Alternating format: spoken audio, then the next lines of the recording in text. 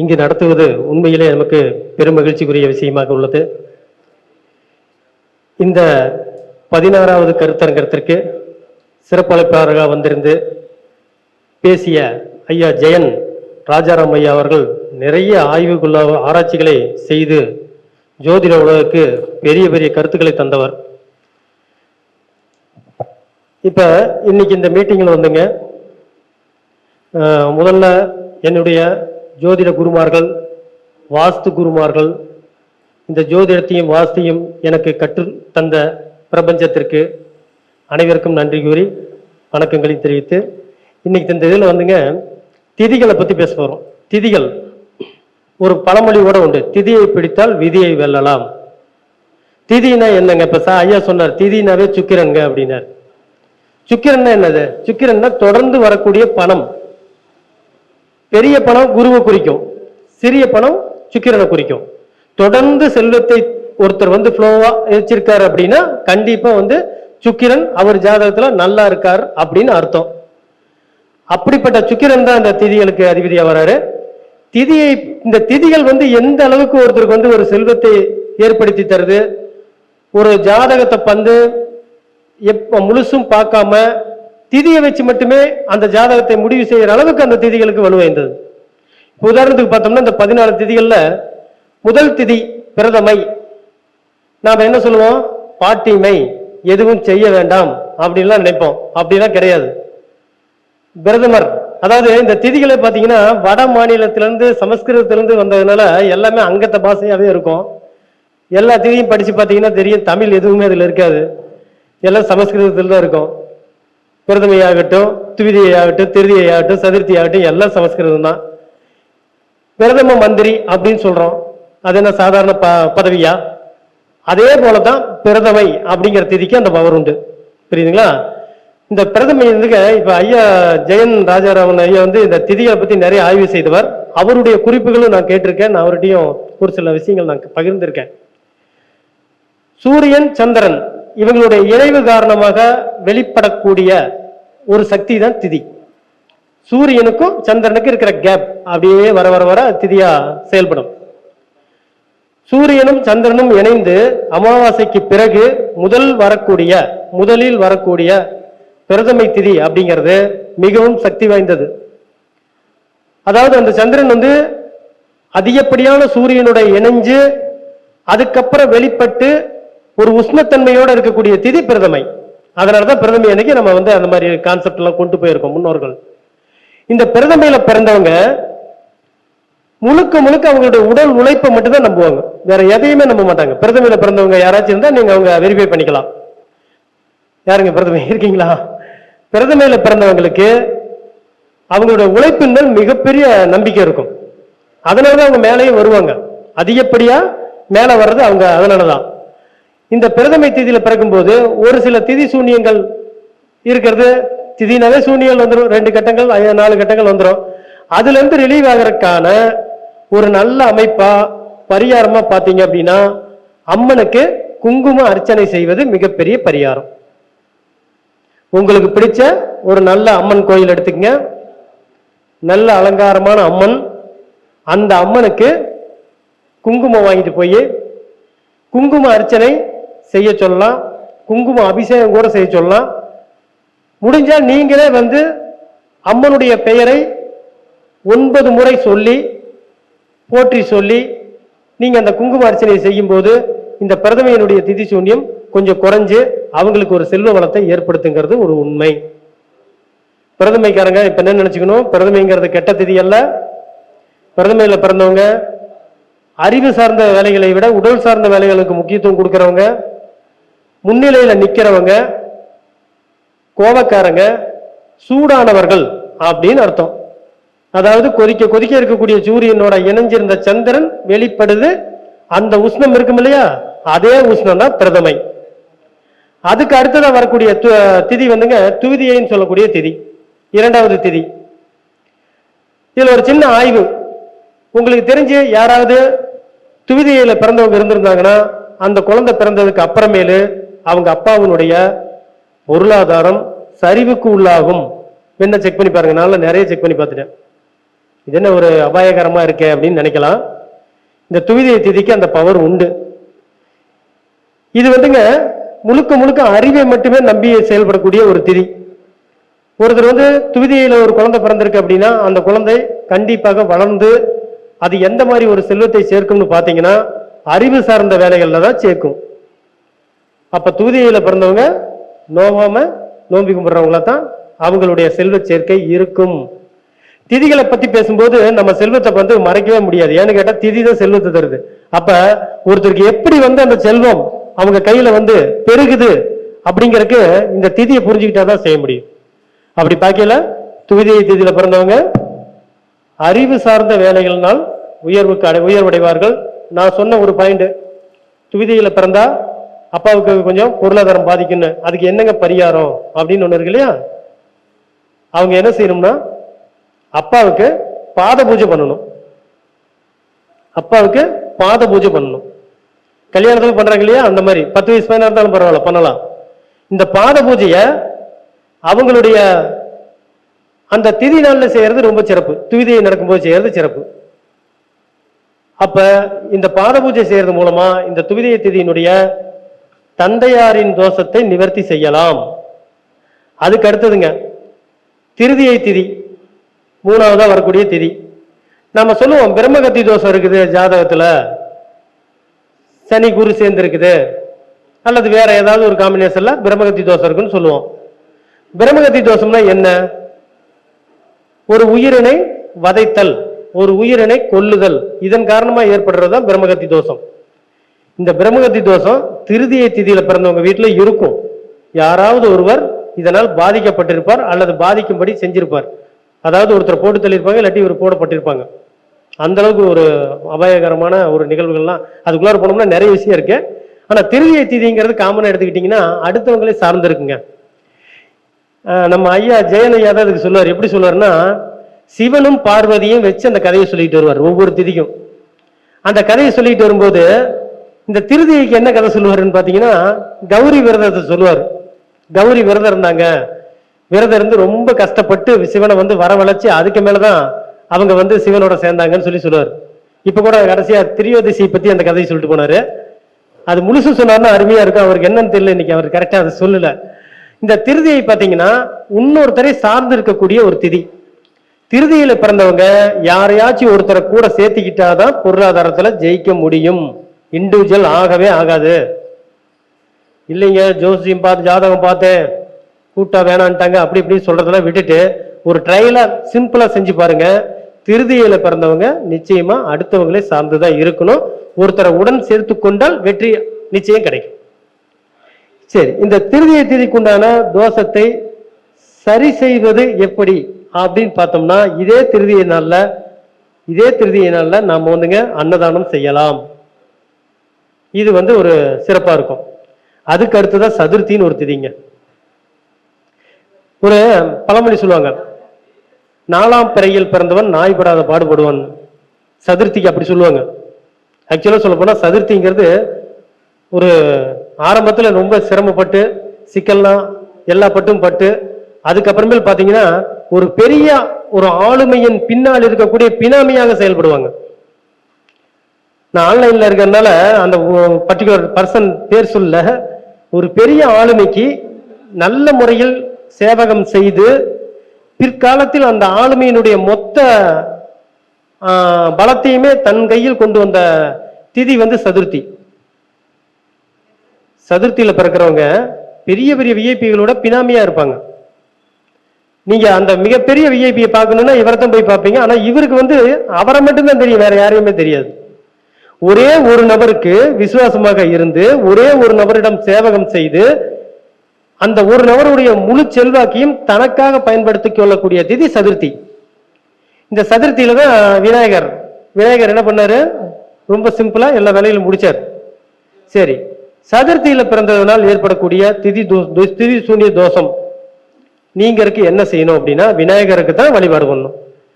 விநாயகருக்கு ரொம்ப பிடிச்சது எதுங்க, கொழுக்கட்டை அவளு சுண்டல்லாம் சொல்லுவோம். ஆனா அது கூட இன்னொரு விஷயம் இருக்குது, மாம்பழம். அதுக்கு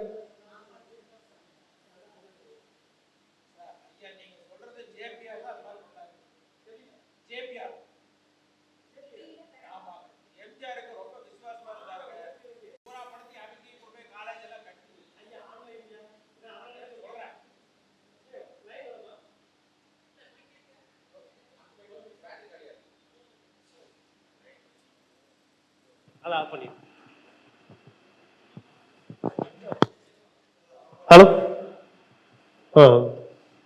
அப்ப இந்த சதுர்த்தியினுடைய தோஷ நிவர்த்தியை விநாயகருக்கு மாம்பழ ஜூஸ், மாம்பழ ஜூஸ் அப்படின்னா ஒரு 4-5 மாம்பழத்தை வாங்குறீங்க, கட் பண்றீங்க, அரைக்கிறீங்க, இல்ல பெரிய சைஸ் மாசா வாங்குறீங்க, அபிஷேகம் பண்ணுங்க. விநாயகருக்கு சதுர்த்தி நாளில் மாம்பழ அபிஷேகம் செய்தால் சதுர்த்தியில் பிறந்த இந்த தோஷம் நீங்கும். எல்லா திதியிலும் தோஷம் இருக்குங்க. தோஷம் இல்லாத திதி அஷ்டமி தான். இருக்கிறதுலே சிறந்தது, இருக்கிறதுலே சிறந்தது அஷ்டமி பத்தி நான் சொல்றேன், நிறைய விஷயம் இருக்கு. அப்ப இந்த மாம்பழ அபிஷேகம் வந்துங்க இந்த சதுர்த்தி நாள்ல செய்யலாம்.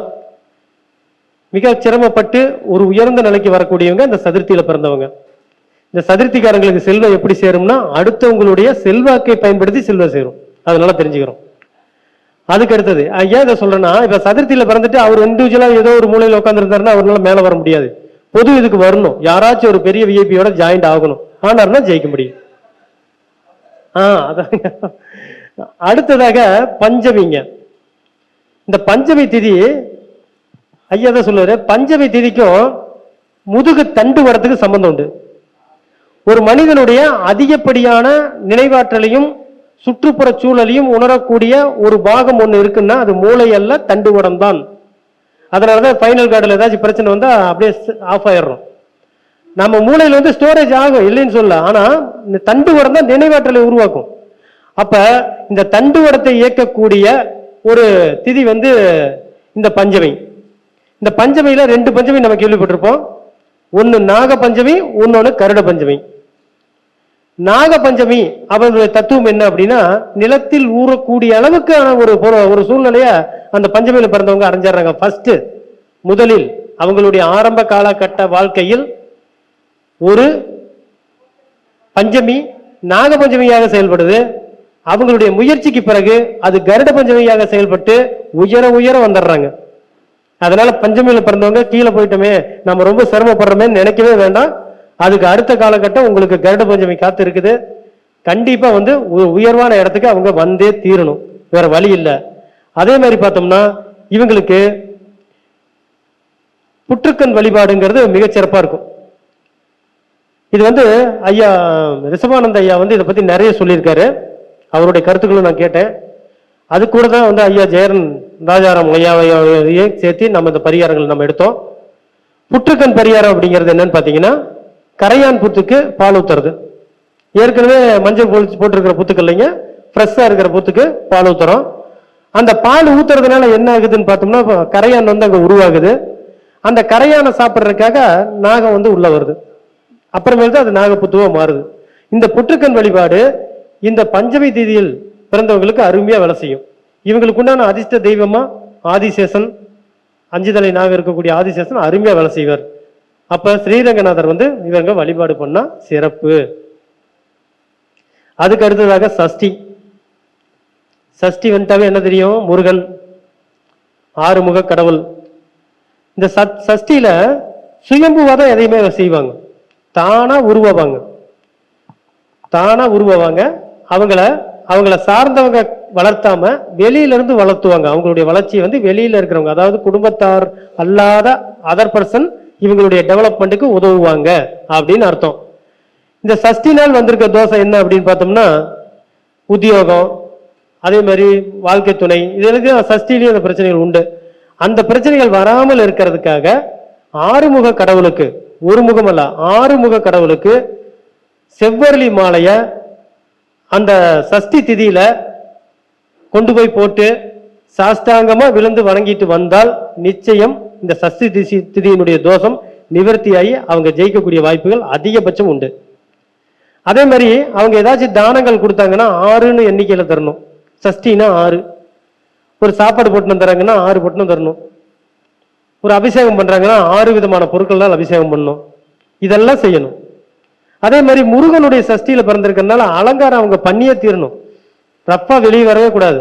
அழகா வந்து தலை சீவி பவுடர் அடிச்சு திருநீர் வச்சு இந்த மாதிரி அவங்க வரும்போது அந்த சஷ்டி திதி இன்னும் சிறப்பா வேலை செய்யும். அதுக்கு அடுத்தபடியாக சப்தமி. இந்த சப்தமிங்கிற அர்த்தமே என்ன தெரியுங்களா, ஒருத்தரை விட்டு ஒருத்தர் பிரிதல் அர்த்தம். ஒருவரை விட்டு ஒருவர் பிரிதல் அர்த்தம். நீங்க யாராச்சும் உங்க நண்பர்கள் யாராச்சும் சப்தமியில பிறந்திருக்காங்களான்னு பாருங்க. சப்தமியில பிறந்திருந்தா அந்த குழந்தை பிறந்து வளரும் போதே ஒண்ணு தந்தையை விட்டு விலகிரும், இல்ல தாயை விட்டு விலகிரும். தாய் தந்தை 2 பேர் இருக்கிறாங்கன்னா அது அது அழுங்காம ஹாஸ்டலுக்கு போயிடும். ஒரு 5 வயசுல ஹாஸ்டலுக்கு போன குழந்தை வந்து காலேஜ் முடிச்சுட்டு வெளியே வந்து கல்யாணம் பண்ணிட்டு மறுபடியும் போயிடும், வெளியே போயிடும், கூடவே இருக்காது. இந்த சப்தமினாவே பிரிவுன்னு அர்த்தம். நல்லா நான் வச்சுக்கணும். இந்த சப்தமினா பிரிவு. இந்த பிரிவு தொழிலையும் காமிக்கும், மனைவி கிட்டையும் காமிக்கும், குழந்தைகள் கிட்டையும் காமிக்கும்.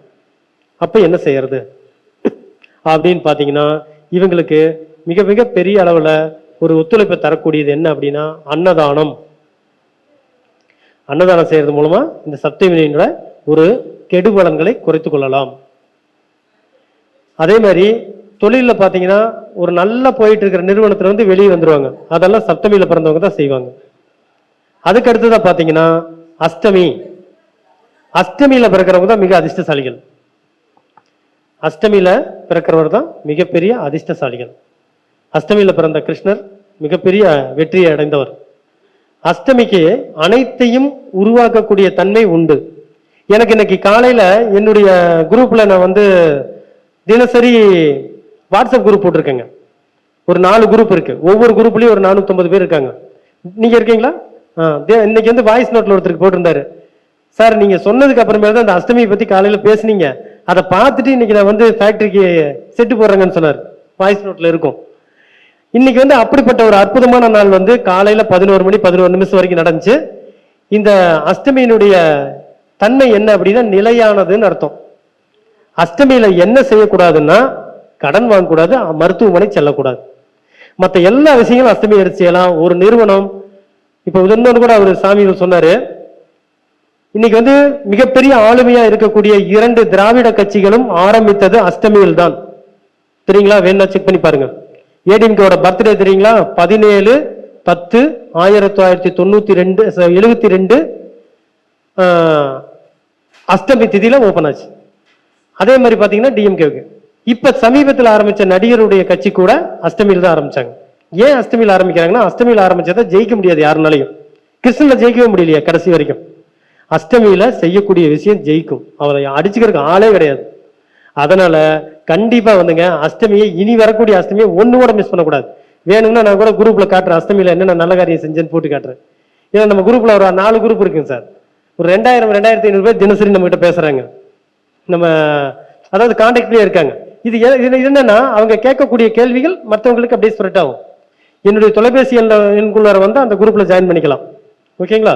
அதுக்கு அடுத்ததை பார்க்கலாம் இந்த அஷ்டமிக்கு வந்து என்னங்க இதுக்கு உண்டான பரிகாரம் என்ன, அஷ்டமியினுடைய அதிர்ஷ்டத்தை நாம் முழுசும் அடைகிறதுக்கு என்ன செய்யணும் அப்படின்னு பார்த்தா கெட்டியா கிருஷ்ணனை பிடிச்சிடணும். கெட்டியா கிருஷ்ணனை பிடிச்சிடணும்.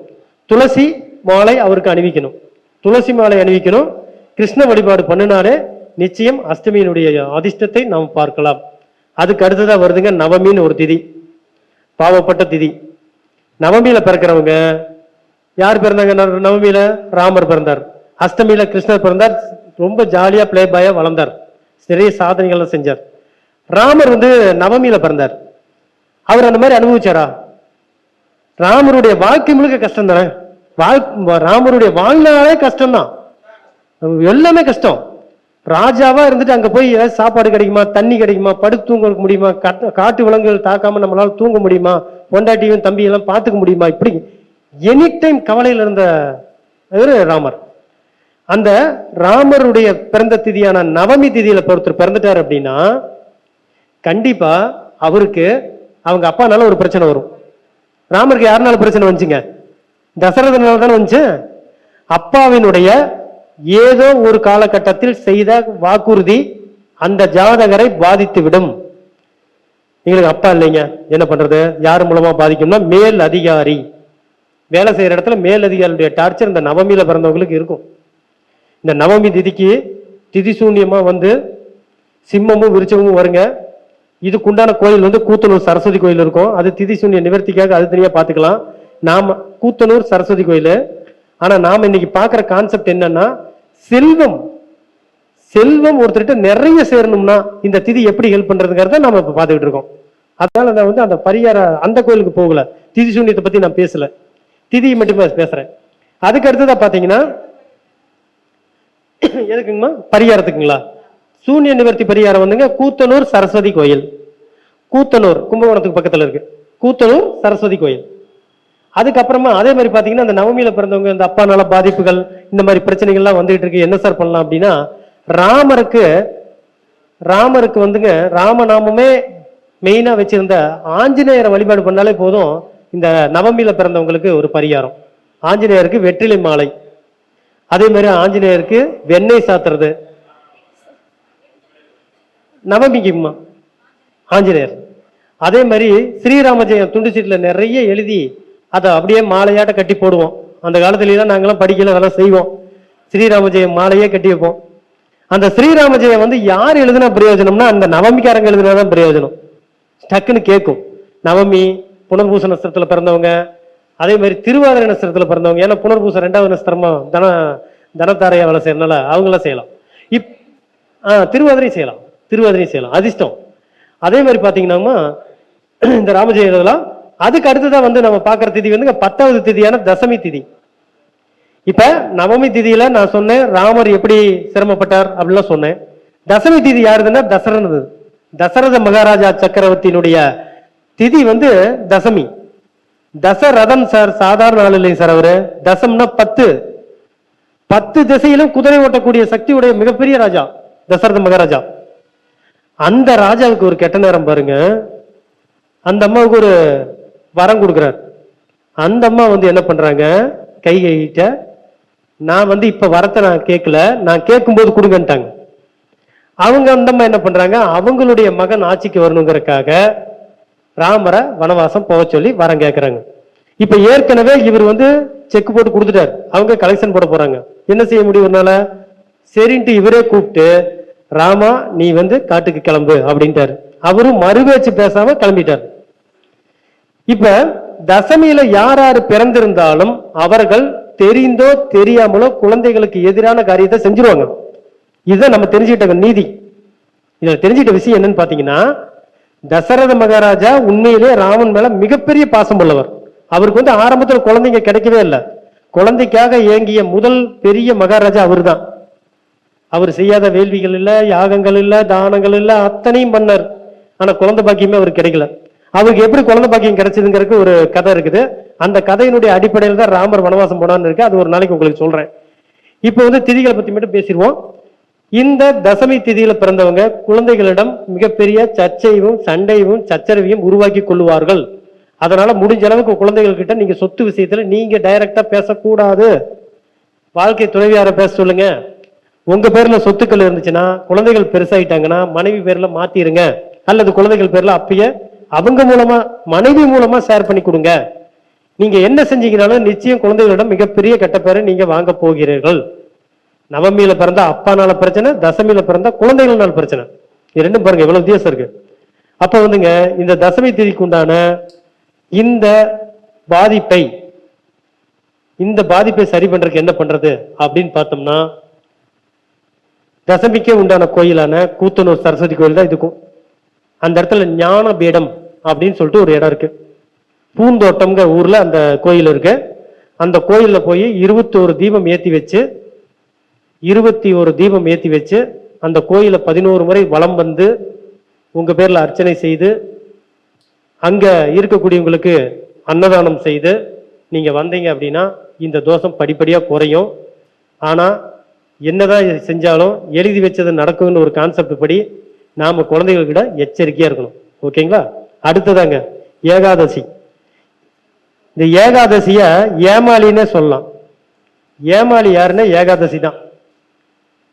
ஒருத்தர்கிட்ட தெரிஞ்சே ஏமாறுபவர்கள் ஏமாளிகள். அந்த ஏமாளிகள் தான் ஏகாதசியில பிறந்தவங்க. இந்த ஏகாதசியில பிறந்தவங்க இவங்களை ஈஸியா ஏமாத்தலாம். இவங்க கிட்ட போய் நீங்க ஒரு கிரிப்டோ கரன்சி இல்ல இருடியா இருக்குது, அல்லது வந்து 1 இன்ச்சில் ஒரு மனுஷன் இருக்கிறான், அப்புறம் மொன்னப்பாம்பு எடுத்துக்கிட்டு அது என்னவோ சொல்லுவாங்க. இந்த சதுரங்க வேட்டையில மாற்றவங்களாம் ஏகாதசியில பிறந்தவங்க தான். ரொம்ப ஜாக்கிரதையா இருக்கணும். இந்த ஏகாதசிக்காரங்களுக்கு ஒரு சிறப்பு என்ன அப்படின்னா, ஏகாதசி திதியில பிறந்தவங்களுக்கு அவங்க எந்த தொழிலை ஆரம்பிச்சு கொடுத்தாலும் ஏற்றமாயிடும், உயரத்துக்கு வந்துருவாங்க. அதாவது யாரு அவங்களை வச்சு ஸ்டார்ட் பண்றவங்க. இப்போ இந்த சங்கத்தை வந்து ஒரு ஏகாதசியில பிறந்தவர் ஸ்டார்ட் பண்ணி கொடுக்குறாரு, இந்த சங்கம் வந்து படப்படப்படம் வளர்ந்துரும். அந்த வளர்ச்சியை உருவாக்கக்கூடிய சக்தி உள்ளது அந்த ஏகாதசி திதி. அப்போ வந்து ஏகாதசி திதியில பிறந்தவங்க ஏமாற்றம் அடையாம ஜாக்கிரதையா பார்த்துக்கணும். இவங்களை ஏமாற்றத்தை குறைக்கிறதுக்கு என்ன பரிகாரம் அப்படின்னு பார்த்தா, நின்ற நிலை பெருமாள், அதாவது திருப்பதி வெங்கடாச்சலபதி, குணசீலம், இந்த மாதிரி நிழல் நிலையில் இருக்கக்கூடிய பெருமாளை வழிபாடு செய்யும் போது நிச்சயம் இவங்க இந்த ஏகாதசி திதிக்குண்டான ஒரு தீய பலன்ல இருந்து வெளியே வந்துருவாங்க. அதுக்கு அடுத்ததான் துவாதசி. இந்த துவாதசி அப்படின்னு சொன்னாலே இந்த இடத்துல ஒரு பெரிய விஷயம் இருக்குங்க. துவாதசி திதியில ஒரு குழந்தை பிறக்குதுன்னா அந்த பரம்பரையில ஒரு மிகப்பெரிய சாபத்தீடு இருக்குன்னு அர்த்தம். துவாதசியில ஒரு குழந்தை பிறக்குதுன்னா அந்த பரம்பரையில ஒரு மிகப்பெரிய சாபத்தீடு இருக்குன்னு அர்த்தம். அது என்ன சாபத்தீடுன்னு கேட்டா, தங்கத்தின் வழியான சாபத்தீடு. ஒரு வசதி இல்லாதவங்க அந்த காலத்துல ஒரு 50-60 வருஷம் 100 வருஷம் முன்னாடி வசதி இல்லாதவங்க அவங்களுடைய கை செலவுக்காகவோ மருத்துவ செலவுக்காகவோ ஒரு தங்கத்தை கொண்டு வந்து அப்ப கொடுப்பாங்க. அப்ப அவங்க அந்த தங்கத்தை வாங்கிட்டு பணத்தை கொடுப்பாங்க. திருப்பி அவங்க வந்து தங்கத்தை திருப்ப முடியாம முழுகி போயிடுச்சுன்னா அவங்க கிட்ட இருந்து ஒரு ஏக்கம் ஒரு சாபமாக மாறி அந்த குடும்பத்தின் மேல் படியும். தங்க நகை தோஷம் உள்ளவர்கள் துவாதசியில் பிறந்தவர்கள் ரொம்ப கொடூரம். அவங்க வந்து அந்த துவாதசியில பிறந்தவங்களை நீங்க கேட்டீங்கன்னா தெரியும், செயின் செய்வாங்க ஆசையா, 5 பவுன்லயோ 8 பவுன்லயோ 10 பவுன்லயோ. செஞ்ச வேகத்துல அது பேங்க் போயிடும். செஞ்ச வேகத்துல ஆனா செக் பண்ணி பார்த்தீங்கன்னா தெரியும். அந்த துவாதசிக்கு அவ்வளவு ஒரு தோஷம். இதெல்லாம் எங்க இருந்து வந்துச்சு அப்படின்னு பாத்தீங்கன்னா பெரியவங்க கிட்ட இருந்து வந்துச்சு. அந்த காலத்துல வட்டி வாங்கினவங்க, அநியாய வட்டி வாங்கினவங்க, நின்ன நிலையில எனக்கு வட்டி காசை கூட இல்லைன்னா இதாயிருன்னு சொன்னா அந்த மான அவமானத்துக்கு பயந்து செத்து போனவங்க, இவங்களுடைய சாபத்தீடினுடைய விளைவு தான் அந்த துவாதசி. எவ்வளவு கர்ண கொடூரமா இருக்குது பாருங்க அந்த திதி. அப்ப துவாதசியில பிறந்தவங்க யாராவது ஒரு ஏழை பெண்ணுக்கு திருமணத்துக்கு தங்கம் வாங்கறதுக்கு உதவணும். ஏங்க தங்க தானம் எப்படிங்க பண்ண முடியும்? தங்கம் 1 லட்சத்துக்கு போயிடுச்சு அப்படின்னு நம்ம நினைக்கலாம். நம்மளால முடிஞ்ச ஒரு சிறு தொகையை நீங்க தாலி வாங்குறதுல சேர்த்திக்கிங்கன்னு சொல்லி கொடுக்கலாம். நம்மளால வாங்கி கொடுக்க முடியும், அந்த மாதிரி செய்யலாம். அவங்களுக்காக நாம வந்து ஒரு 4 பேர்த்துக்கிட்ட உதவி வாங்கி நம்ம காசையை சேர்த்து போட்டு தங்கமா வாங்கி கொடுக்கலாம். அது இன்னும் சிறப்பு. அதாவது நீங்க கேட்கிற வேண்டுதல் வந்து உங்களுக்காக கேட்டா 70%, இன்னொருத்தருக்காக கேட்டீங்கன்னா 200% கடவுள் தருவார்னு சொல்லுவாங்க. அதனாலதான் இந்த புரட்டாசி மாசத்துல இந்த சாமி கும்பிடும்போது பக்கத்து வீட்டுல போய் நம்ம நாராயணமூர்த்தி சொல்லி அரிசி கொஞ்சம் வாங்கிட்டு வருவோம். அது காரணம் இதுதான். அப்ப இந்த துவாதசியில அதாவது தவறுதலா பிறந்து கஷ்டப்படக்கூடிய அனைவருமே ஒரு திருமண காரியத்துக்கு இல்லாத ஒரு பெண்ணுக்கு அவங்களும் கொஞ்சம் காசு போட்டு இன்னும் அவங்களுடைய நண்பர்கள் கிட்ட கொஞ்சம் கொஞ்சம் கான்ட்ரிபியூஷனா வாங்கி 1 கிராம் தங்கம் கொடுத்தா கூட அந்த தோஷம் நிவர்த்தி ஆயிரும். அதே மாதிரி கோயில்ல வளரக்கூடிய பசுமாட்டுக்கு ரொம்ப ரொம்ப ரொம்ப குறைவான எடையில தங்கத்துல ஒரு தகுடு மாதிரி செஞ்சு பட்டம்னு சொல்லுவாங்க, 200 மில்லி 300 மில்லிகிராம்ல இருக்கும். அந்த பட்டத்தை வாங்கி அவங்களுடைய அந்த துவாதசி நடக்கிற நாள்ல சிவனுக்கு அர்ச்சனை பண்ணி அந்த பசுமாட்டு கொம்புல வந்து நம்ம கட்டணும். இதுவும் துவாதசிக்கு ஒரு பெரிய நிவர்த்தி. இதெல்லாம் பண்ண முடியாது சார், ரொம்ப சிரமமா இருக்கு, பொருளாதாரம் அந்த அளவுக்கு இல்லை அப்படின்னு சொல்றவங்க கை நிறைய அகத்திக்கீரையை வாங்கிட்டு போய் பசுமாட்டுக்கு பொறுமையா உட்கார வச்சு அதை சாப்பிட்றத அழகா பாருங்க, போதும், இதுவே சரியாயிடும். இதுல பாத்தீங்கன்னா கோசாலைகளுக்கு போனீங்கன்னா அங்க இருக்கிற பசுக்களுக்கு கொஞ்சம் கொஞ்சம் நம்ம டொனேஷன் கொடுத்துட்டு வரலாம். அந்த மாதிரி செய்யலாம். அவங்களுக்கு வந்து தீவனத்துக்கு உண்டான உதவிகள் செய்யலாம். இதெல்லாம் செஞ்சுதாங்க இந்த துவாதசியிலிருந்து நீங்க வெளியே வர முடியும். டோட்டலா பாத்தீங்கன்னா துவாதசி வந்து மகிழ்ச்சியை அனுபவிக்கிறதுக்காக பிறந்த திதி, அதுல ஒன்றும் மாற்றமே இல்லை. அதுல வந்து நான் தப்பே சொல்லல. ஆனா இந்த சாபத்தீடு இருக்கிறதுனால அந்த வாய்ப்பு அவங்களுக்கு கிடைக்காது. ரொம்ப கஷ்டப்பட்டு வீட்டுக்கு போற ஒரு ஆண் வீட்டில் இருக்கிறவங்கனால உதாசீனப்படுத்துறது துவாதசியில பிறந்தவங்க தான். என்னையா கிழிச்சம்பாங்க. இதெல்லாம் அப்படியே அவங்க போனோம்னா தெரியும். இந்த துவாதசிக்காரங்களுக்கு நிறைய பிரச்சனைகள் இருக்கும். அந்த பிரச்சனைகளை நிவர்த்தி பண்றதுக்கு இந்த பரிகாரத்தை நம்ம அழகா எடுத்துக்கலாம். அதுக்கு அடுத்ததா பாத்தீங்கன்னா திரியோதசி. ஐயா கூட சொன்னார், மன்மதன் வந்து சிவபெருமானை வந்து சமாதானப்படுத்தி மீண்டும் பார்வதியிடம் கொண்டு வந்து சேர்த்து வைத்தார், அதுதான் வந்து திரியோதசி அப்படின்னு சொன்னாரு. ஆக்சுவலா வந்து திரியோதசி வந்துங்க அதுல பிரதோஷம் நம்ம கும்புறதுக்கும் காரணம் அதுதான். திரியோதசி அப்படிங்கிற திதியும் ஏமாற்றப்படுகிற பாவப்பட்ட திதி தான். திரியோதசிக்காரங்க மதிப்புகள் பெறதுக்காகவே வாழ்நாள்ல பல பக்கத்துல காரியம் உழைப்பு எடுத்துக்குவாங்க. நிறைய பேர் வந்துங்க நல்லா ஓடி ஓடி கடைசியா உடம்ப பாதிச்சவங்க யாருன்னு பாத்தீங்கன்னா திரியோதசியில பிறந்தவங்க தான். கேட்டா நான் வந்து பிஸியா இருக்கேன், பையனுக்காக சேர்த்துறேன், பிள்ளைக்காக சேர்த்துறேன், கடைசீட்ல ஹெல்த் விட்டுருவாங்க. அப்படிப்பட்ட அந்த இதுக்காக போடுறாங்க. நல்லா நீங்க அவங்க கூட ஒரு கவுன்சிலிங்கா பேசுனீங்கன்னா தெரியும், என்னை மதிக்க மாட்டேங்கிறாங்க சார்பாங்க. அதான் காரணம். இந்த ஒரு மதிப்பை மரியாதை ஏற்படுத்துறதுக்காக அவங்க ஓடுறாங்க. இவங்களுக்கு வந்துங்க என்ன ஒரு நல்ல பரிகாரம்னு பார்த்தோம்னா, வில்வ மாலை வந்து பழைய சிவாலயத்துல வில்வ மாலை கட்டி மாலையை அணிவிச்சு அவங்களுக்கு வந்து அவங்க கைப்படவே வில்வ அர்ச்சனை செய்தால் திரியோதசி நாளன்று பிரதோஷ நாளன்று நிச்சயம் அவங்களுக்கு ஒரு மிகப்பெரிய மாற்றம் வரும்.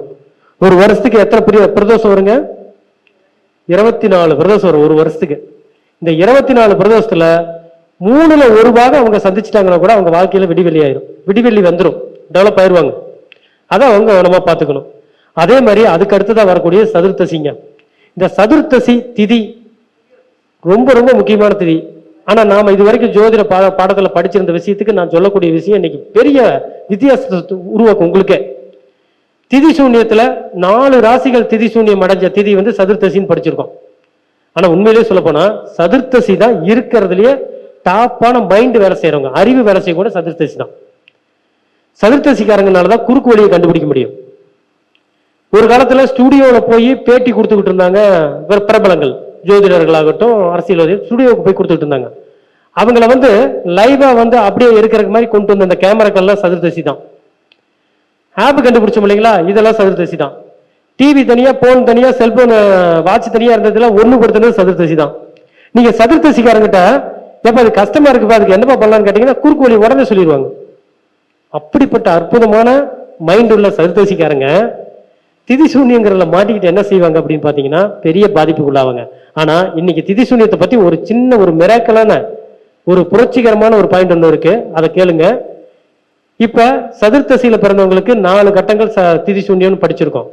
ஆனா இதை வந்து வேற மாதிரி பார்க்கணும். எப்படின்னு பாத்தீங்கன்னா சதுர்த்தசி நடக்கும் போது இந்த மீனம், கன்னி, மிதுனம், தனுசு இந்த ராசிக்காரங்க எதுவும் செய்யக்கூடாது, இதுதான் சூன்யம். ஆனா நம்ம என்ன நினைச்சிட்டோம், சதுர்த்தசியில பிறந்த இந்த 4 கட்டம் திதி சூன்யம் அடைஞ்சிருது, அங்க 4 கட்டமும் லைட் கரண்ட் இல்ல, அந்த 4 கட்டத்தில் இருக்கிற கிரகங்கள் நமக்கு கண்ணுக்கு தெரிய மாட்டாங்கன்னு படிச்சோம். ஆனால் இப்படி திருப்பி பாருங்க, நிச்சயம் நல்லா இருக்கும். இந்த மெத்தடை கத்துக் கொடுத்தவரு நம்ம இன்னைக்கு வந்து பேசினாரு, ஜெயனையா தான் கத்துக் கொடுத்தாரு. அவர்கிட்ட நிறைய சரக்கு இருக்குது, இன்னைக்கு இன்னும் நம்ம கிட்ட கொடுக்கல, நிறைய வச்சிருக்காரு. அவருடைய இந்த மெத்தட் படி அப்படியே ரிவர்ஸ் பண்ணி பார்த்தங்க, 100% கரெக்டா இருந்துச்சு. எனக்கு தெரிஞ்ச விருச்சிக ராசி, சிம்ம ராசி நண்பர்கள் 3 பேர்த்த எடுத்துக்கிட்டேன். நவமி வரும்போதும் தசமி வரும்போது உங்களுடைய மனோநிலை என்னன்னு பார்த்தேன். 100% அவங்களுக்கு திதி சூன்யம் நடந்துச்சு. நாம நினைக்கிற மாதிரி அந்த கட்டத்துல போய் உட்காந்துட்டு மாட்டலது. இந்த மாதிரி நிறைய விஷயங்கள் அதுக்குள்ள திதி சூன்யத்துல இருக்கு. அந்த இதுல பாத்தீங்கன்னா இந்த சதுர்த்தசியில பிறந்ததனுடைய விளைவுகாக ஏற்படக்கூடிய ஒரு சில பாதிப்புகள், கண்டுபிடிப்புகள் நிறைய கண்டுபிடிச்சாலும் குறுக்கு புத்தி அவங்களுக்கு அதிகமா வேலை செய்யும். அதன் காரணமாக சில சட்டச்சிக்கல்கள் மாட்டிக்குவாங்க. இந்த சதுர்த்தசியில இருக்கிறவங்க அரசியலுக்கு போனா நம்பர் 1 ஆளா வந்துருவாங்க. நான் ஒரு பினாமியை பத்தி சொன்னேன், சதுர்த்தியை சொன்னேன். சதுர்த்தசியில பிறந்தவங்க அரசியலுக்கு போனா மிகப்பெரிய கிங் அவங்க தான். 4புறம் இருந்து அவங்களுக்கு ஆதரவு வரும். இவங்களுக்கு பரிகாரமே என்னன்னு கேட்டீங்கன்னா 4 வாசல் வச்சிருக்கிற கோயில் தான் பரிகாரம். 4 வீடு வந்து திதி சூன்யம் அடைஞ்சதுனால 4 வாசல் இருக்கிற கோயில், மதுரை மீனாட்சி அம்மன் கோயில், நம்ம கோயில், எந்த கோயிலாம் 4 புறம் வாசல் வச்சிருக்காங்க அந்த கோயிலாம் அவங்களுக்கு பரிகார ஸ்தலம். இந்த பரிகார ஸ்தலத்துல அவங்க அன்னதானம் தான் செஞ்சாகணும், வேற வழி இல்லை. சதுர்த்தசியை பொறுத்த வரைக்கும் அன்னதானம் பண்ணும். இவங்களுக்கு உண்டான திதி சூன்ய கோயில் எங்க இருக்குன்னு பாத்தீங்கன்னா திருப்புவனம் சர்வேஸ்வரர் கோயில். இவங்க மனித முகம் அல்லாத தெய்வத்தை வழிபாடு பண்ணும்போது இவங்க இன்னும் வலுப்படுறாங்க. அடுத்ததா பார்த்தோம்னா அமாவாசை பௌர்ணமி. இந்த அமாவாசை பௌர்ணமியை பத்தி நாம பொதுவாக தெரிஞ்சுக்கிட்ட விஷயம் என்னன்னா, திதி சூன்யம் இல்லாத ராசிகள், திதி சூன்யமே இல்லாத திதி, 12 கட்டங்களும் வேலை செய்யக்கூடிய திதி, இதெல்லாம் படிச்சிருப்போம். ஆக்சுவலா சொல்ல போனா அமாவாசைக்காரங்க உழைக்கிற உழைப்புல 70% தான் அவங்க அடையிறாங்க, மீதி 30% அடுத்தவங்க சாப்பிட்டு போயிடுவான். பௌர்ணமிக்காரங்க விளக்கம் கொடுத்தே களைச்சு போயிடுவாங்க. பௌர்ணமியும் அமாவாசையும் இறுதி காலத்தில் கவனிக்கப்பட வேண்டிய நபர்களாக இருப்பாங்க. யாராச்சும் உங்களுக்கு தெரிஞ்சவங்க 90 வயசு 85 வயசுல இருந்தாங்கன்னா அவங்க பௌர்ணமி அமாவாசையில பிறந்தவங்களா இருந்தா ரொம்ப ரொம்ப கவனமா பாத்துக்குங்க. அவங்களுக்கு வந்து பக்க விளைவுகள் வராத மருந்துகள் எடுத்துக்கிறாங்களான்னு பாருங்க. இதெல்லாம் செய்யணும்.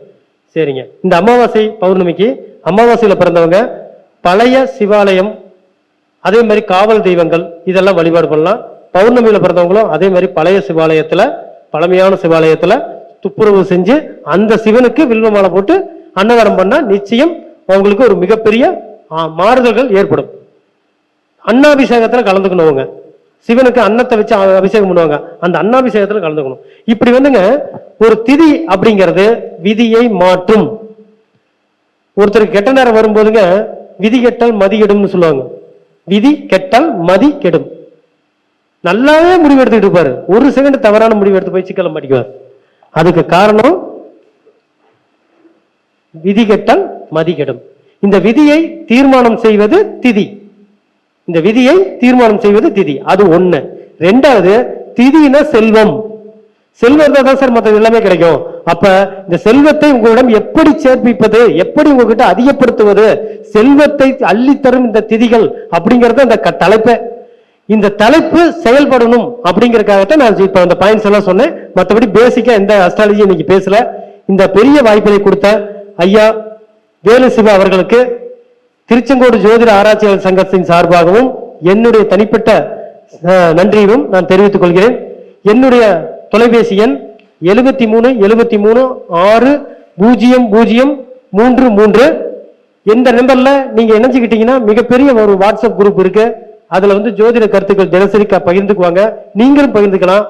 இந்த யூடியூப் அப்படின்னு சொல்றது மிதுன ராசியை குறிக்கும், 3ஆம் இடத்தை குறிக்கும். காலபுருஷனுக்கு 3ஆம் இடம். யூடியூப்ல நீங்க எந்த அளவுக்கு ஷேரிங்ல வரீங்களோ அந்த அளவுக்கு உங்களுடைய முயற்சிகள் வெற்றி அடையும். முயற்சி தனமில்ல 3ஆம் இடம். அப்போ உதவிகள் கிடைக்க வெற்றி அடையும் என்று கூறி இந்த அரிய வாய்ப்புக்கு நன்றி கூறி விடைபெறுகிறேன். நன்றி, வணக்கம்.